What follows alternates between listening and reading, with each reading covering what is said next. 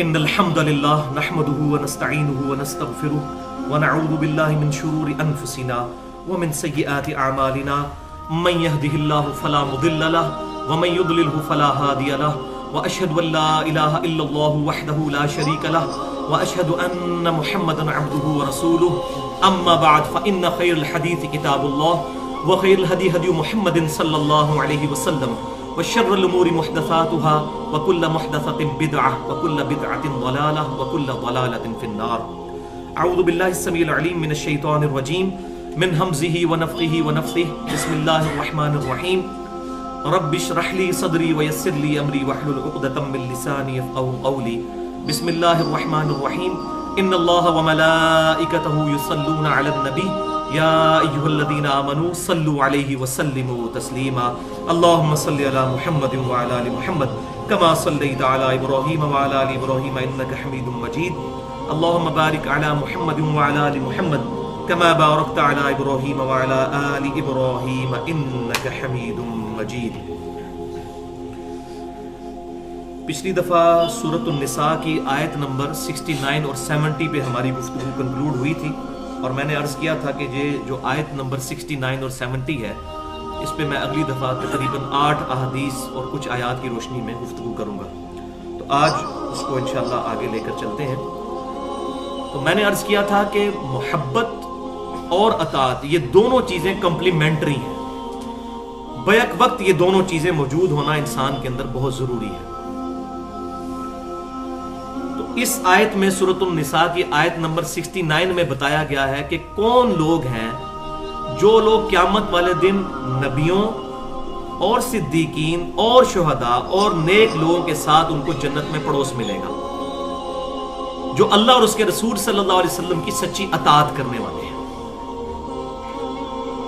تو آپ صلی اللہ علیہ وسلم کی اطاعت کے ساتھ محبت کی جائے گی اور محبت کے ساتھ اطاعت کی جائے گی، اور یہی معاملہ اللہ تعالیٰ کے ساتھ بھی ہے. اس کو میں نے پچھلی دفعہ ڈیٹیل سے عرض کیا تھا. تو صحیح بخاری اور مسلم کی متفقن علیہ حدیث ہے کہ انس بن مالک کہتے ہیں کہ نبی صلی اللہ علیہ وسلم کی خدمت میں ایک شخص حاضر ہوا اور اس نے عرض کیا کہ اللہ کے رسول قیامت کب آئے گی؟ تو آپ صلی اللہ علیہ وسلم نے فرمایا تم نے قیامت کے لیے کوئی تیاری بھی کی ہے؟ تو اس نے عرض کیا اللہ کے رسول صلی اللہ علیہ وسلم میرے پاس نہ تو بہت زیادہ نمازیں ہیں، نہ صدقات اور نہ روزے، البتہ میں اللہ اور اس کے رسول صلی اللہ علیہ وسلم سے محبت کرتا ہوں. تو آپ صلی اللہ علیہ وسلم نے فرمایا کہ انسان اس کے ساتھ ہی ہوگا جس سے وہ محبت کرتا ہے. انس بن مالک کہتے ہیں کہ اللہ کی قسم اسلام لانے کے بعد ہمیں نبی صلی اللہ علیہ وسلم کی کسی بات سے اتنی خوشی نہیں ہوئی جتنی اس بات سے ہوئی کہ جو شخص اللہ اور اس کے رسول سے محبت کرتا ہے وہ اللہ اور اس کے رسول کے ساتھ ہوگا صلی اللہ علیہ وسلم. تو یہ اتنی امپورٹنٹ چیز تھی، اس لیے میں نے پچھلی دفعہ 12-13 منٹ اس پہ لگائے، اور آج بھی تقریباً 25 کے قریب منٹ انشاءاللہ اسی گفتگو پر ہوں گے کہ محبت کا جذبہ بھی بہت ضروری ہے. تو اس میں جو قرآن پاک کا ایپیکس ہے، ضربہ سنام ہے، سمم بونم ہے، وہ سورہ التوبہ کی آیت نمبر ہے 24. یہ نکال لیجئے، سورہ التوبہ آیت نمبر 24 پارہ نمبر 10 کے اندر، سورت نمبر 9 پیج نمبر یہ بلو قرآن پاک پہ 191 نکال لیں. بسم اللہ الرحمن الرحیم. قل ان کان آباؤکم، اے محبوب صلی اللہ علیہ وسلم فرما دیجئے کہ اگر تمہارے ماں باپ و ابناؤکم اور تمہارے بیٹے یا اولاد و اخوانکم اور تمہارے بھائی یا بہنیں وَأَزْوَاجُكُمْ اور تمہاری بیویاں یا بیویوں کے لیے شوہر، دیکھ لیں یہ سارے رشتے گنوائے جا رہے ہیں، وَعَشِيرَتُكُمْ اور تمہارا کنبہ، وَأَمْوَالُ اقْتَرَفْتُمُوهَا اور وہ مال جو تم نے بڑی محنت سے کمائے ہیں، وَتِجَارَةٌ اور تمہارا کاروبار، تَخْشَوْنَ كَسَادَهَا جس کا تمہیں ڈر لگا رہتا ہے کہ یہ کہیں ماند نہ پڑ جائے، وَمَسَاكِنُ تَرْضَوْنَهَا اور وہ مکانات جو تمہیں بڑے پسند ہیں. یہ 8 چیزیں گنوائی ہیں. یہ 8 کی 8 چیزوں کی محبت اگر تم پر غالب آ جائے، احب الیکم من اللہ، یہ تمام چیزیں اگر تمہیں محبوب ہو جائیں اللہ سے، اللہ نہ کرے ایسا ہو. وَرَسُولِهِ اور اس کے رسول سے, وَلِعَاذُ بِاللَّهِ وَجِهَادٍ فِي سَبِيلِهِ اور اللہ کی راہ میں جہاد کرنے سے. وہ 8 چیزیں ان 3 چیزوں سے بڑھ کر تمہیں اگر محبوب ہو جائیں, پھر اگلی بات آپ خود سمجھ لیں, بہت بڑی تھریٹ اور دھمکی آ گئی ہے. فَتَرَبَّصُوا حَتَّى يَأْتِيَ اللَّهُ بِأَمْرِهِ. اس کی میں صحیح ٹرانسلیشن کروں تو وہ یہ بنے گی, پھر دفع ہو جاؤ اور انتظار کرو یہاں تک کہ اللہ کا عذاب تم پر آ جائے. فَتَرَبَّصُوا حَتَّى يَأْتِيَ اللَّهُ بِأَمْرِهِ, یہاں تک کہ اللہ تعالیٰ کا امر تم پر عذاب آ جائے. اگر یہ 8 چیزوں کی محبت اللہ اور اس کے رسول صلی اللہ علیہ وسلم اور اس کی راہ میں جہاد کرنے سے بڑھ کر تمہیں محبوب ہو جائے. جہاد کی مختلف شکلیں ہوں گی. کتاب اللہ کی دعوت بہت بڑا جہاد, جہاد اکبر کہا گیا قرآن پاک میں. فَلَا تُطِعِ الْكَافِرِينَ وَجَاهِدْهُمْ بِهِ جِهَادًا كَبِيرًا, سورۃ الفرقان آیت نمبر 52. اے محبوب صلی اللہ علیہ وسلم کافروں کی بات کی پرواہ مت کیجئے. وَجَاهِدْهُمْ بِهِ جِهَادًا كَبِيرًا, اور اس کتاب کے ذریعے بڑا جہاد کیجئے. کتاب اللہ کی دعوت یہ جہاد, اور پھر اس کا آخری درجہ جو ہے وہ قتال, سب سے ہائیسٹ گڈ جو آگے آ جائے گا انشاءاللہ. یہ 3 چیزیں اللہ اور اس کا رسول اور قتال اور جہاد, یہ تمام چیزیں اگر ڈومیننٹ ہیں پھر تو مومن ہے. اور اگر ان چیزوں کے اوپر وہ 8 چیزیں ڈومیننٹ ہوگی, کون کون سی چیزیں ذرا دوبارہ گن لیتے ہیں. تمہارے ماں باپ, تمہاری اولاد, تمہارے بھائی, تمہاری بیویاں یا بیویوں کے لیے شوہر, تمہارا کنبہ, تمہارا مال جو بڑی محنت سے کمایا, وہ تجارت جس کے ماندے ہونے کا تمہیں خوف رہتا ہے, اور تمہارے مکانات. تو اس آئینے میں ہم سب نے اپنی شکل دیکھنی ہے. کیا ایسا تو نہیں ہمارے ساتھ ہو گیا اس وقت امت محمدیہ صلی اللہ علیہ وسلم کی جو حالت ہے پوری دنیا میں کہ 57 ملک ہیں, لیکن دنیا کے کسی معاملے میں ہم سے کوئی مشورہ نہیں کیا جاتا.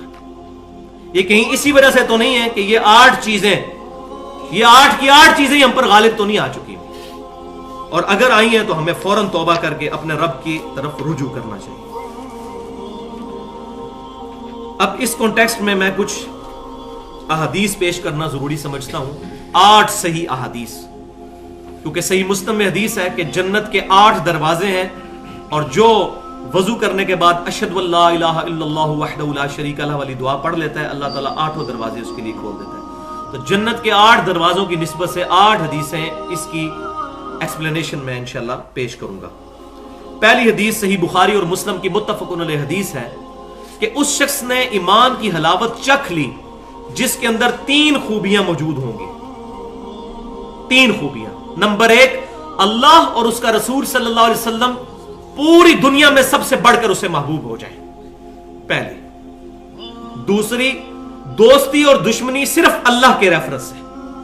اور تیسری نشانی یہ کہ کفر کی طرف لوٹنا یعنی اسلام کو چھوڑ دینا اس کے لیے اتنا ہی مشکل ہو جائے جتنا آگ میں زندہ جلایا جانا, یعنی وہ شخص آگ میں جلنے کے لیے تیار ہو جائے لیکن اپنا دین نہ چھوڑے. یہ 3 خوبیاں ہوں گی تو اس کو مٹھاس ملے گی ایمان کی. صحیح بخاری اور مسلم کی متفق علیہ حدیث ہے, حدیث نمبر 2 کتاب الایمان چیپٹر میں. تم میں سے اس وقت تک کوئی شخص مؤمن ہی نہیں ہو سکتا جب تک کہ میں اسے اس کے ماں باپ, اولاد اور سب لوگوں سے بڑھ کر محبوب نہ ہو جاؤں. اور ساتھ آپ نے قسم بھی یاد فرمائی, اس ذات کی قسم جس کے قبضے قدرت میں میری جان ہے, تم مومن ہی نہیں ہو سکتے جب تک کہ میں تمہیں تمہارے ماں باپ, اولاد, سب لوگوں سے بڑھ کر محبوب نہ ہو جاؤں.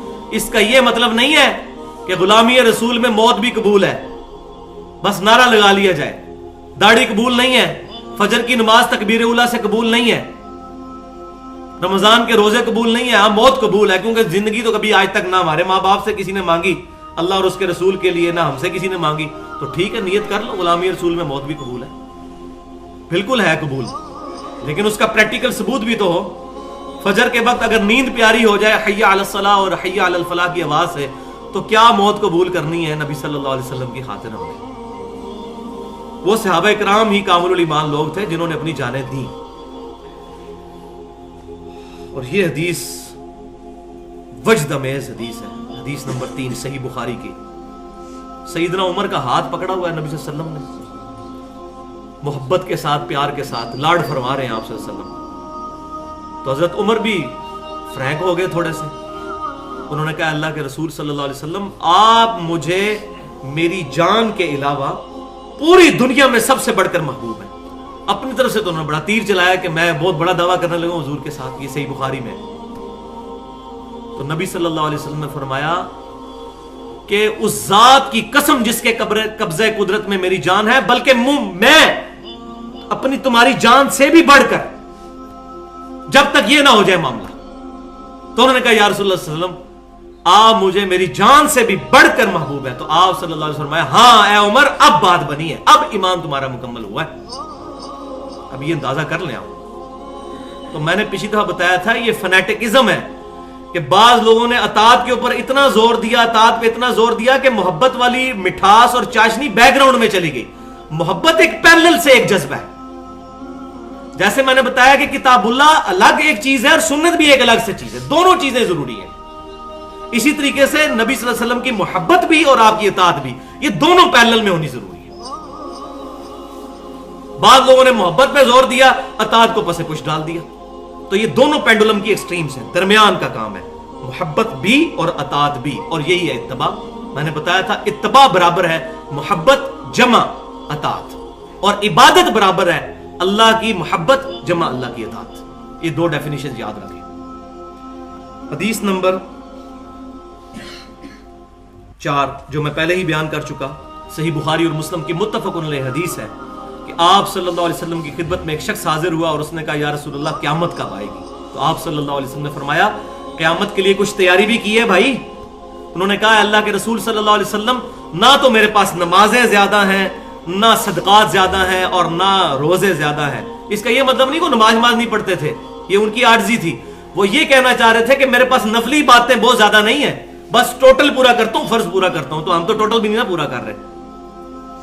البتہ میں اللہ اور اس کے رسول سے محبت کرتا ہوں. تو آپ صلی اللہ علیہ وسلم نے فرمایا پھر اللہ اور اس کا رسول تمہارے ساتھ ہوں گے. اسی حدیث پر بخاری اور مسلم کے اندر انس بن مالک کے کمنٹس موجود ہیں. وہ کہتے ہیں کہ اللہ کی قسم ایمان لانے کے بعد ہمیں کسی بات سے اتنی زیادہ خوشی نہیں ہوئی اسلام کے بعد جو اس بات سے خوشی ہوئی کہ قیامت والے دن اللہ اور اس کے رسول سے محبت کرنے والے اللہ اور اس کے رسول کے ساتھ ہوں گے. اور صحیح مسلم میں تو بہت پیارے الفاظ ہیں. انس بن مالک کہتے ہیں اے اللہ گواہ ہو جا، میں تجھ سے بھی محبت کرتا ہوں، تیرے رسول سے بھی محبت کرتا ہوں، سیدنا ابو بکر سے بھی محبت کرتا ہوں، سیدنا عمر سے بھی محبت کرتا ہوں، اگرچہ میرے اعمال رسول اللہ ابو بکر اور عمر کی طرح کے نہیں ہیں رضی اللہ عنہم اجمعین، لیکن میں ان سے محبت کرتا ہوں اور میں امید کرتا ہوں تو مجھے ان کے ساتھ کر دے گا. ہم بھی دعا کرتے ہیں اے اللہ ہم تجھ سے بھی محبت کرتے ہیں، تیرے محبوب صلی اللہ علیہ وسلم سے محبت کرتے ہیں، آپ صلی اللہ علیہ وسلم کے اہل بیت، آپ کے تمام صحابہ، تابعین، تبع تابعین اور صحیح العقیدہ بزرگان دین سے محبت کرتے ہیں. گو ہمارے اعمال ویسے نہیں، لیکن اے اللہ ہمیں قیامت والے دن ان کا پڑوس اور ساتھ نصیب فرما.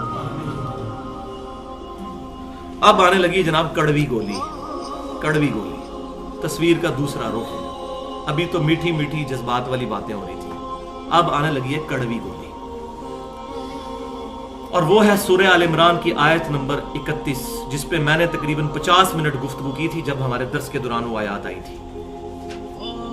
بسم اللہ الرحمن الرحیم قل ان کنتم تحبون اللہ فاتبعونی یحببکم اللہ. اے محبوب صلی اللہ علیہ وسلم آپ فرما دیجئے کہ اگر تم اللہ سے محبت کرتے ہو تو پھر میری یعنی نبی صلی اللہ علیہ وسلم کی اتباع کرو، پھر اللہ تم سے محبت کرے گا اور تمہارے گناہوں کو بھی معاف فرما دے گا. اب اس کو ذرا غور سے سننا ہے. اللہ کی محبت کا تقاضا کیا ہے؟ نبی صلی اللہ علیہ وسلم کی پیروی، آپ صلی اللہ علیہ وسلم کی اطاعت، آپ صلی اللہ علیہ وسلم کی اتباع. یہ کس چیز کا تقاضا ہے؟ اللہ کی محبت کا. اگر اللہ کی محبت کا تقاضا نبی صلی اللہ علیہ وسلم کی پیروی ہے تو نبی صلی اللہ علیہ وسلم کی محبت کا تقاضا نبی صلی اللہ علیہ وسلم کی پیروی نہیں ہے.